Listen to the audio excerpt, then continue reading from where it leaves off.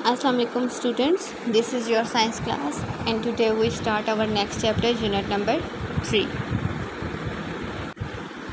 Digestion is basically the process कि आप जो कुछ भी खाते हैं, ठीक है, आप जो कुछ भी खाते हैं वो किन फेजेस से गुज़र कर या किन ऑर्गन से गुज़र कर आपके पेट तक पहुंचता है और उसके बाद क्या प्रोसेस होता है और वो किस प्रोसेस के थ्रू जो है आप वो अपना वेस्ट एक्सक्रीट करते हो और किस प्रोसेस के थ्रू आपका जो फूड है वो एनर्जी में चेंज आउट होता है। ठीक है, तो आज हम डाइजेशन के बारे में पढ़ेंगे कि आप डाइजेशन में कौन कौन से ऑर्गन्स और या कौन कौन से सिस्टम जो है शामिल हैं और वो किन फेजेस से गुजर कर होता है। ठीक है, in order to work properly the system of your body need food. कह रहे हैं कि अगर आप प्रॉपरली काम करना चाहते हैं, डिफरेंट एक्टिविटीज़ प्रॉपरली परफॉर्म करना चाहते हैं, तो उसके लिए आपकी बॉडी को फूड की ज़रूरत है। ठीक है, the food you eat can not go straight to the parts of your body. कह रहे हैं कि आप जो फूड खाते हैं वो डायरेक्टली आपकी बॉडी पार्ट्स तक नहीं चला जाता। It has to be broken down into substance which can be absorb. कह रहे हैं कि इसको उन पीसेस में या उन सब्सटेंसेस में चेंज होना पड़ता है जो आपकी बॉडी इजीली अब्जॉर्ब कर सके, यानी इतने स्मॉल पीसेस में चेंज होना पड़ता है कि आपकी बॉडी के जो पार्ट्स हैं या ट्यूब्स हैं उनमें से वो इजीली गुजर सके। To do this it has to go through several stages. कह रहे हैं कि इस काम के लिए इसको डिफरेंट स्टेजेस से गुजरना पड़ता है। सबसे पहले हैं टीथ, यानी जो फर्स्ट स्टेज है फूड के डाइजेस्टिव सिस्टम का फर्स्ट स्टेज जो है वो सबसे पहले टीथ है, क्योंकि आप माउथ से खाते हो ना, तो सबसे पहले वो चीज़ आपके टीथ से गुजरती है। ठीक है, a baby is born without teeth. कहते हैं कि जो बच्चा पैदा होता है उसके टीथ नहीं होते। ठीक है, teeth only begin to grow after the baby is a few months old. कहते हैं कि टीथ तब ग्रो करते हैं जब बेबी कुछ मंथ्स का हो जाता है। नॉर्मली आपने देखा होगा कि 6 मंथ्स के बाद जो है न्यू बॉर्न बेबी है उसके दांत निकलना स्टार्ट हो जाते हैं। When a baby is born it can not chew solid foods. कह रहे हैं कि जब बच्चा पैदा होता है वो बिल्कुल अभी दुनिया में आया होता है, तो उस टाइम वो कोई भी चीज़ चबा नहीं सकता। It can only feed on milk and other liquid. वो सिर्फ़ और सिर्फ लिक्विड वाली चीज़ें हैं, जिस तरह से पानी हो गया, दूध हो गया या जूस, सिर्फ लिक्विड टाइप की चीज़ें जो है वो खा सकता है या ले सकता है। When it grow a little older a baby needs teeth to eat solid food. और जैसे जैसे बच्चा बड़ा होता जाता है उसको फूड लेने के लिए टीथ की ज़रूरत होती है। ठीक है, at the age of about 3 a child has a set of 20 teeth. और जब बच्चा 3 साल का हो जाता है तो उसके पास 20 दांत होते हैं। 20 दांत का सेट उसके माउथ में आ जाता है। These teeth are called baby teeth और मिल्क टीथ। इन टीथ्स को बेबी टीथ या मिल्क टीथ कहते हैं। टाइप्स ऑफ टीथ, अब हम डिफरेंट टाइप्स देख लेते हैं टीथ की।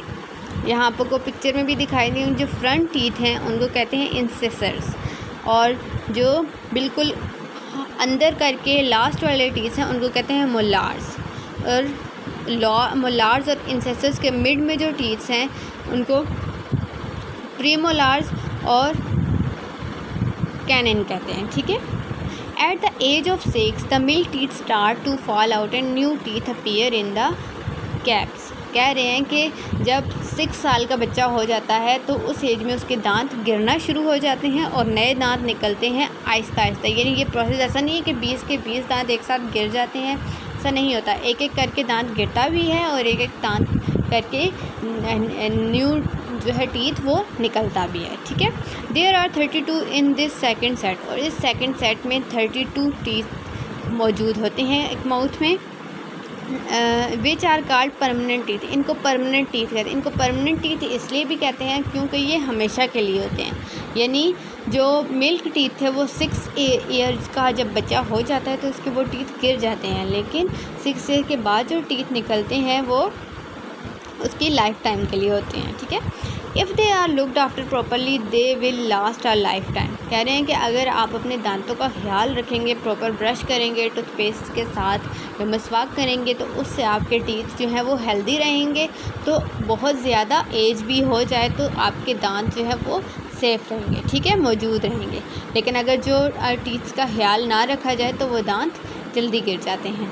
The teeth at the front of the mouth are use for cutting and biting. कह रहे हैं कि जो फ्रंट टीथ हैं, जो इंसेसर्स हैं, वो कटिंग या बाइटिंग के लिए यूज़ होते हैं। This 8 teeth which cut food are called incisors. इनको इंसेसर्स कहते हैं। The pointed teeth in beside your incisors are called canine. और इन्हीं इंसेसर्स के साथ कैनन मौजूद होते हैं और ये ज़रा शार्प होते हैं और पॉइंटेड, इनकी आगे से नोक बनी हुई होती है, ठीक है। Because this teeth are pointed and also sharp, they help tear food. ये चबाने के लिए काम आते हैं, ठीक है। These are 4 cannons, 2 in each jaw। कह रहे हैं हर जॉ में 2 कैनन हैं, यानी ऊपर भी और नीचे भी। The bigger flatter teeth at the back of the mouth are called molars and pre molars. कह रहे हैं कि जो आपके बैक पे टीथ है, मुंह के अंदर करके बैक के जो टीथ हैं वो मोलार्स और प्री मोलार्स हैं। These are used to grind and chew food। ये आपके फूड को मज़ीद छोटा करने के लिए यूज़ होते हैं। They are the toughest teeth. और ये बहुत ज़्यादा सख्त टीथ हैं, या ये खुद सिंगल टीथ जो है ये बहुत स्ट्रॉन्ग सा होता है और ज़रा फ्लैट होता है। उसके बाद आपका कंसेप्ट चेक है। A baby is born with dash teeth. जब बच्चा पैदा होता है तो उसके कितने टीथ होते हैं, ये टीथ होते हैं या नहीं होते, तो इसमें आएगा नो, क्योंकि बेबी जो न्यू बॉर्न बेबी है उसके टीथ नहीं होते। अ 3-year-old child will usually have a set of 20 milk teeth.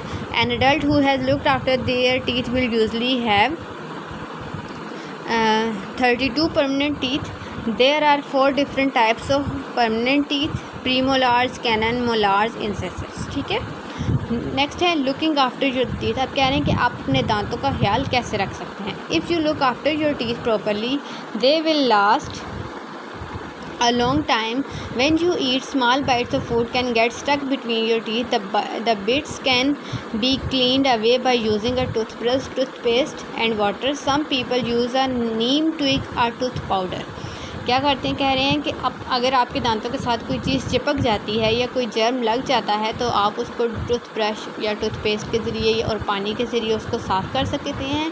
और कुछ लोग उसको साफ़ करने के लिए मसवाक का इस्तेमाल भी करते हैं। Sometimes the teeth get covered with a thin sticky layer of germ. This is called plaque। और कभी कभी ऐसा होता है कि आपके दांतों पर एक येलो से कलर की एक लेयर जम जाती है, उसको कहते हैं प्लाक, ठीक है। Most people have germ in their mouth. Germs are very difficult to see because they are so small. You must brush your teeth carefully to get rid of plaque. कह रहे हैं कि इस प्लाक से बचने के लिए ज़रूरी है कि आप अपने दांतों को साफ़ करें, ठीक है। Sugar and plaque together form an acid. Acid can make small holes in the enamel that covers the teeth। कह रहे हैं कि शुगर यानी चीनी और प्लाक मिलकर जो है एक एसिड बना देते हैं, ठीक है। और उस एसिड से आपके दांतों में जो है सुराख हो जाते हैं और एनिमल जो है वो आपके दांतों को कवर कर देता है। When germs enter the hole, the teeth begin to rot or decay. This can cause pain। अब देखिए, जब एनिमल में सुराख हो जाता है तो जर्म्स इजीली वहाँ पर स्टे कर जाते हैं, ठीक है, और वहाँ पर अपनी जगह बना लेते हैं। This can cause pain. और उसी वजह से आपके दांतों में दर्द हो सकता है। The only way to stop decay is to visit a dentist. A dentist will fill the holes with filling. और इससे बचने के लिए आपको किसी डेंटिस्ट के पास जाना पड़ेगा और वो डेंटिस्ट आपके दांतों की फिलिंग करके उन जर्म्स से आपको बचा सकता है। नेक्स्ट है हाउ वी डाइजेस्ट फूड। अब कह रहे हैं कि फूड कैसे डाइजेस्ट होता है।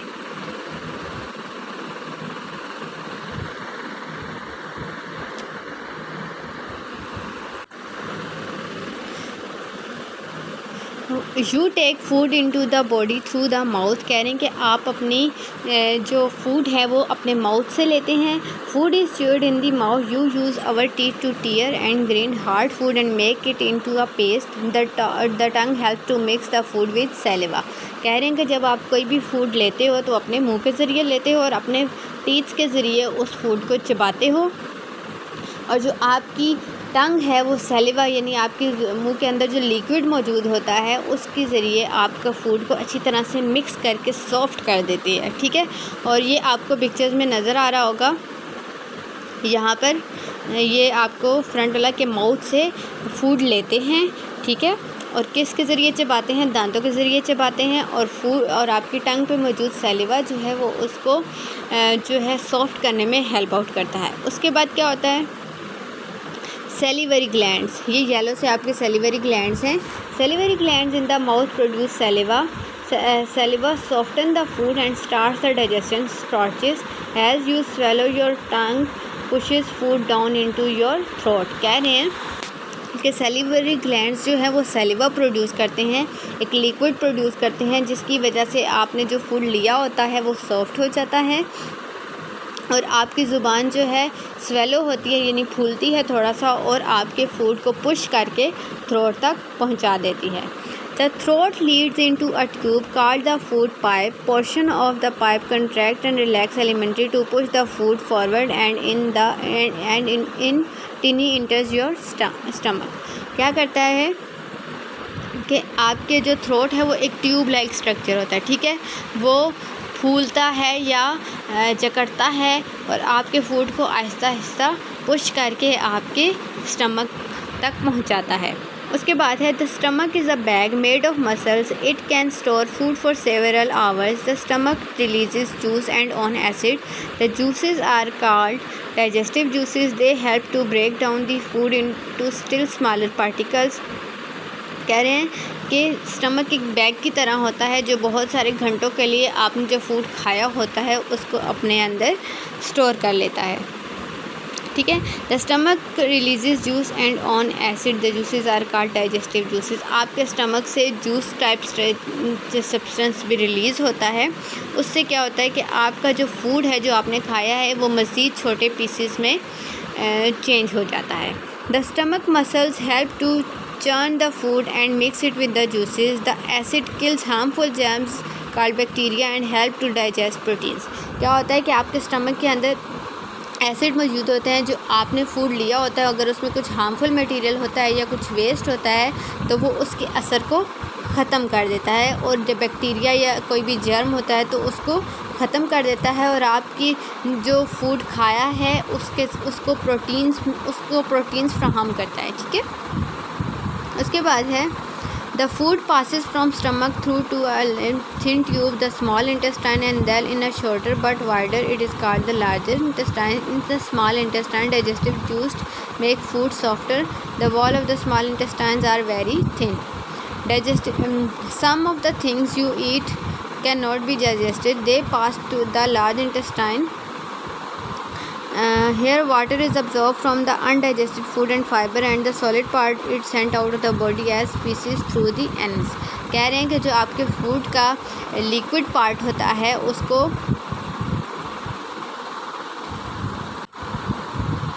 कि आपकी कभी कभी ऐसा होता है, कोई ऐसा फूड होता है जो कि प्रॉपरली डाइजेस्ट नहीं हो पाता, तो उसको लार्ज इंटेस्टाइन की तरफ भेज देते हैं, और जो आपका here water is absorb from the undigested food and fibre and the solid part, और जो वाटर अब्जॉर्ब होता है here water is absorb from the undigested food and fibre and the solid part is sent to the, उसमें से पानी को absorb कर लेते हैं। जो फूड डाइजेस्ट होता है वो डाइजेस्ट हो चुका होता है उसमें से वाटर को अब्जॉर्ब कर लिया जाता है, और जो फूड डाइजेस्ट नहीं हो पाता उसको दूसरे बॉडी पार्ट्स की तरफ भेज दिया जाता है। उसके बाद आपका कंसेप्ट चेक है। नेक्स्ट है pancreas, liver and gall bladder, इनके बारे में पढ़ लेते हैं। There are also 3 other important organs in your body which help with digestion. These are the pancreas, liver and gallbladder. The pancreas is long flatted organ located in the belly that helps to break down food by producing digestive that break down fats. कह रहे हैं pancreas जो है कि वो flat तरह की surface होती है जो कि आपकी बेली में या आपके पेट में मौजूद होती है, और वो क्या करती है, वो हेल्प आउट करती है फूड को ब्रेक डाउन करने में, यानी उसको मज़ीद छोटा करने में। कैसे वो जूस प्रोड्यूस करती है, उस जूस के साथ मिक्स होकर वो फूड इजीली ब्रेक डाउन हो जाता है, और वो ज़्यादातर फैट्स को यानी जिस तरह चर्बी की तरह की चीज़ों को जो है वो उसको डाइजेस्ट करती है। This juices enter the intestine through the small tube, और ये आपके इंटेस्टाइन में स्मॉल ट्यूब के थ्रू गुजरती हैं। यहाँ पर आपको लेवर दिखाया गया है, गॉल ब्लैडर दिखाया गया है और pancreas. The liver has many function, it helps to filter the blood and it stores food energy. कह रहे हैं लिवर का बहुत मेन फंक्शन है। एक तो ये आपके खून को साफ़ सुथरा करता है, दूसरा ये आपके फूड को स्टोर करता है ताकि एनर्जी बनाई जाए। It is the largest glandular organ in the body, producer digestive juice called bile. कह रहे हैं कि ये बहुत बड़ा ग्लैंडुलर ऑर्गन है और ये डाइजेस्टिव जूस प्रोड्यूस करता है जिसको बाइल भी कहते हैं। The bile is stored in the gall bladder when needed, released into part of the small intestine. Eating habits आ गई हैं। Follow these rules and you will find that your digestive system works well. कह रहे हैं कि अगर आप ये रूल्स फॉलो करेंगे तो आपका जो डाइजेस्टिव सिस्टम है वो बहुत अच्छी तरह काम करेगा। Eat regularly and at fix time. कह रहे हैं कि डेली खाना खाएं, यानी टाइमली खाना खाएं, और जो भी फिक्स टाइम है खाने का उस टाइम आप खाना खाएं। Go to the toilet every morning. कह रहे हैं कि जब भी आपको ज़रूरत हो सुबह के टाइम टॉयलेट यूज़ करें। Eat a balance diet which includes fresh green vegetables and drink plenty of water. और वो चीज़ें खाएं जो कि आपकी सेहत के लिए हेल्पफुल हैं, जिस तरह फ्रेश ग्रीन वेजिटेबल्स या water. Make sure that the food you eat is clean and well cooked. और ये भी मेक श्योर करें कि जो चीज़ आप खा रहे हो वो अच्छी तरह साफ़ की गई हो और अच्छी तरह पकाई गई हो। Wash your hands well before eating anything. और कुछ भी खाने से पहले अपने हाथ ज़रूर धोएं। Do not run about stand और बिकम एक्साइटेड वाइल ईटिंग। कह रहे हैं कि खाने के दौरान आपको भागना या चलना नहीं चाहिए। Chew your food well. अपने खाने को अच्छी तरह चबा कर खाएँ। Rinse your mouth after you eat. अपने मुंह की कुली करें, यानी अपने मुंह को साफ़ करें खाने के बाद। What would you have you do not follow these rules. और आपको पता है अगर आप इन रूल्स को फॉलो नहीं करेंगे तो क्या होगा, आपका डाइजेस्टिव सिस्टम प्रॉपर्ली काम करना बंद कर देगा या आप बीमार हो जाओगे। नेक्स्ट आपका बुक वर्क है, और ये आपकी डायग्राम्स हैं। इन बुक वर्क और डायग्राम्स की लेबलिंग जो है वो आपको PDF फॉर्म में सेंड कर दी जाएगी। जो चीज़ें आपके बुक में मौजूद हैं वो आपने बुक पर ही सॉल्व करनी है, और जो चीज़ें आपकी बुक पर मौजूद नहीं हैं वो आपने नोटबुक पर लिखनी है। नेक्स्ट लेक्चर तक के लिए अल्लाह हाफ़िज़।